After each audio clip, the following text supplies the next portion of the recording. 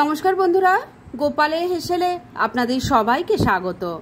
আজকে আমি কম খরচে অত্যন্ত স্বাস্থ্যকর এবং প্রোটিনে সমৃদ্ধ একটি রান্নার রেসিপি আপনাদের সাথে শেয়ার করছি, যেটার সাথে ভাত রুটি দুটোই কিন্তু খেতে ভালো লাগে এবং খুব কম সময় কম উপকরণে তৈরি হয়ে যায়। তাই চলুন সময় নষ্ট না করে রান্নাটা করে ফেলি। আজকে প্রোটিনে ভরপুর দারুণ টেস্টি একটা নিরামিষ রান্না করব। তার জন্য এখানে সয়াবিন নিয়েছি। সয়াবিনটাকে কিন্তু মিনিট 10 আমি গরম জলে ভিজিয়ে রেখেছিলাম, আর তারপর গরম জলটা ফেলে দিয়ে নর্মাল ওয়াটারে দুবার ভালো করে ধুয়ে নিয়ে খুব ভালো করে চেপে চেপে সয়া চাংস থেকে জলটা বার করে দিয়েছি। এবার এটা বেটে নেব। সেজন্য মিক্সির জারটা নিয়ে নিয়েছি।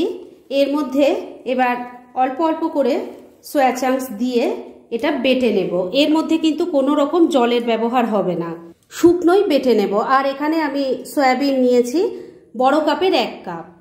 সয়াবিনটা দেখুন খুব ভালো করে কিমার মতো করে বেটে নিয়েছি। আর এটা কিন্তু আবারও বলছি, জল ছাড়া বাটবেন, না হলে রান্নাটা করতে অসুবিধা হবে। এবার এর মধ্যে এক এক করে আমি কিছু জিনিস দেব। প্রথমে দিয়ে দিচ্ছি অল্প হলুদের গুঁড়ো, দিয়ে দিচ্ছি অল্প জিরের গুঁড়ো, ধনের গুঁড়োও দিয়ে দিলাম, গরম মশলার গুঁড়ো দিয়ে দিলাম, দিয়ে দিচ্ছি 1 চামচ আদা কাঁচা লঙ্কা বাটা। বাইন্ডিং এর জন্য এখানে দিয়ে দিচ্ছি 2 চামচ বেসন, স্বাদ মতো নুন দিয়ে দিচ্ছি। এবার সবকিছু খুব ভালো করে মেখে নিচ্ছি। আমি এখানে বাইন্ডিং এর জন্য বেসনের ব্যবহার করলাম, তবে আপনারা চাইলে কিন্তু এখানে ময়দার ব্যবহার করতে পারেন বা সেদ্ধ করা আলুর ব্যবহারও করতে পারেন। সবকিছু দেখুন খুব ভালো করে মেখে নিয়েছি। আর এটা কিন্তু একটু শুকনো শুকনো করে মাখতে হবে। এটা মাখতে আমার 2 চামচ বেসন লেগেছে, তবে এক্ষেত্রে আপনাদের বেসনের পরিমাণটা বেশি বা কম লাগতে পারে। মানে সয়াবিনের মধ্যে যদি জল বেশি থাকে তাহলে কিন্তু বেসন বেশি লাগবে। যাই হোক, এবার এটা থেকে আমি মুইঠাগুলো তৈরি করে নিচ্ছি। মিক্সারটা থেকে অল্প অল্প পোরশন নিয়ে আগে হাতে চেপে চেপে ভালো করে গোল করে নিচ্ছি। আর তারপরে দেখুন এইরকম মুইঠার শেপ তৈরি করে নিয়েছি। তাহলে পুরো মিক্সারটা থেকে এইভাবে মুইঠাগুলো তৈরি করে নিয়ে তারপর নেক্সট স্টেপের দিকে এগোচ্ছি। সমস্ত সয়া মুইঠাগুলো দেখুন তৈরি করে নিয়েছি। এবার এগুলো ভাজতে হবে, সেজন্য কড়াইয়ে তেল গরম করে নিয়েছি। তেলটা প্রথমে খুব ভালো করে গরম করে নেবেন, আর তারপর মিডিয়াম ফ্লেমে এগুলো ভাজতে হবে। প্রথম ব্যাচের এই কয়েকটা ভাজার জন্য বসিয়ে দিয়েছি। এবার এগুলোকে মিডিয়াম ফ্লেমে রেখে উল্টে পাল্টে লাল লাল করে ভেজে নেব। তবে একটা দিক হয়ে যাওয়ার পরে কিন্তু উল্টাবেন, কেননা না হলে এগুলো খুব নরম তো ভেঙে যাবে। প্রথম ব্যাচের মুইঠাগুলো উল্টে পাল্টে লাল লাল করে ভেজে নিয়েছি। আর একটা মুইঠাও কিন্তু দেখুন ভেঙে যায়নি। মাখাটা যদি ঠিকঠাক হয়, সয়াবিনের মধ্যে যদি 1 ফোঁটা জল না থাকে, তাহলে কিন্তু একটাও ভেঙে যাবে না।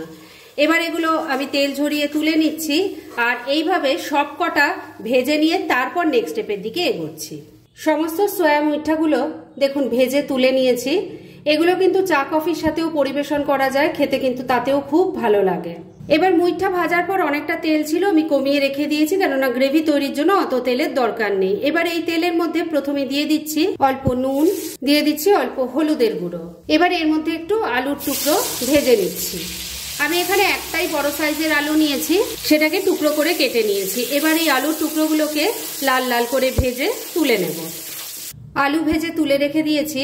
এবার গ্রেভি তৈরি করার জন্য এর মধ্যে প্রথমে দিয়ে দিলাম অল্প গোটা জিরে, দিয়ে দিচ্ছি একটা তেজপাতা, একটা শুকনো লঙ্কা, গোটা গরম মশলা দিয়ে দিলাম। তার মধ্যে আছে 2-3টে এলাচ, 2-3টে লবঙ্গ আর একটা দারচিনি, অল্প একটু হিংও দিয়ে দিলাম। এবার ফোড়নটাকে একটু ভাজা ভাজা করে নেব।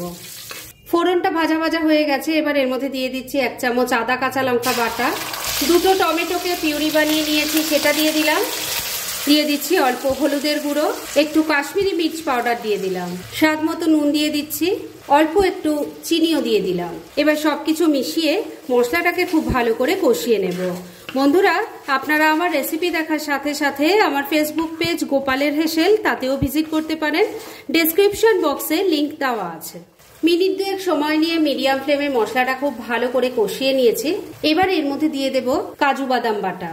আমি এখানে 7-8টা কাজু বাদাম আর কাঁচা লঙ্কা একসাথে বেটে নিয়েছি, সেটা দিয়ে দিলাম। ভালো করে মিশিয়ে নিয়ে এটাকে আবারও একবার খুব ভালো করে কষিয়ে নেব। মিনিট 2 সময় নিয়ে আবারও মশলাটা খুব ভালো করে কষিয়ে নিলাম। এবার ভেজে রাখা আলুর টুকরোগুলো এর মধ্যে দিয়ে দিলাম, মশলার সাথে মিশিয়ে খুব ভালো করে কষিয়ে নিচ্ছি। আবারও মিনিট 2 সময় নিয়ে মশলার সাথে আলুর টুকরোগুলো ভালো করে কষিয়ে নিয়েছি। এবার গ্রেভির জন্য জল দিয়ে দিচ্ছি।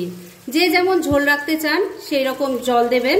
আর এই যে জলটা আমি এখানে ইউজ করছি এটা কিন্তু উষ্ণ গরম জল। ভালো করে মিশিয়ে নিচ্ছি। সবকিছু খুব ভালো করে মেশানো হয়ে গেছে। এবার ফ্লেমটাকে লো আর মিডিয়ামের মাঝামাঝি রেখে ঢাকা দিয়ে 3-4 মিনিট রান্না করে নিচ্ছি।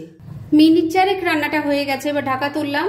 এবার তৈরি করে রাখা মুইঠাগুলো দিয়ে দিলাম, গ্রেভির সাথে ভালো করে মিশিয়ে নিচ্ছি। মুইঠাগুলো দিয়ে কিন্তু খুব বেশি সময় রান্না করার দরকার নেই, কেননা তাহলে মুইঠাগুলো খুব বেশি নরম হয়ে যাবে। মুইঠাগুলো গ্রেভির সাথে ভালো করে মিশিয়ে নিয়েছি। এবার মিডিয়াম ফ্লেমে মিনিট 2 রান্নাটা করে নিচ্ছি।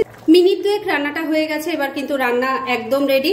শুধু শেষ পর্যায়ে এর মধ্যে দিয়ে দিচ্ছি অল্প একটু ঘি, এর সাথেই দিয়ে দিলাম একটু গরম মশলার গুঁড়ো। মিশিয়ে নিচ্ছি। সবকিছু ভালো করে মিশিয়ে নিয়ে মিনিট খানেক আবারও রান্নাটা করে নিয়েছি। এবার সোয়া মুইঠার কারি একদম রেডি।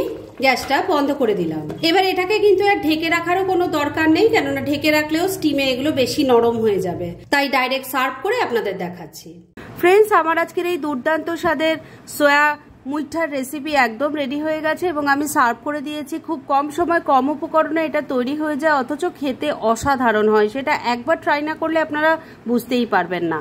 তাই দেরি না করে পারলে এটা আজই একবার ট্রাই করে ফেলুন, আর তারপর কেমন লাগলো সেটা প্লিজ কমেন্ট করে জানাবেন।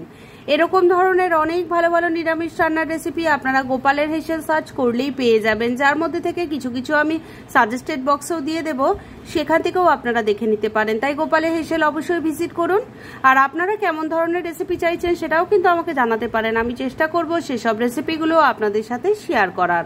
আর আমার আজকের এই রেসিপি যদি আপনাদের ভালো লাগে আর ইউজফুল বলে মনে হয়, তাহলে যারা এখনো আমার চ্যানেলটাকে সাবস্ক্রাইব করেননি তারা প্লিজ সাবস্ক্রাইব করুন। তাহলে আজকের মতো এখানেই শেষ করছি।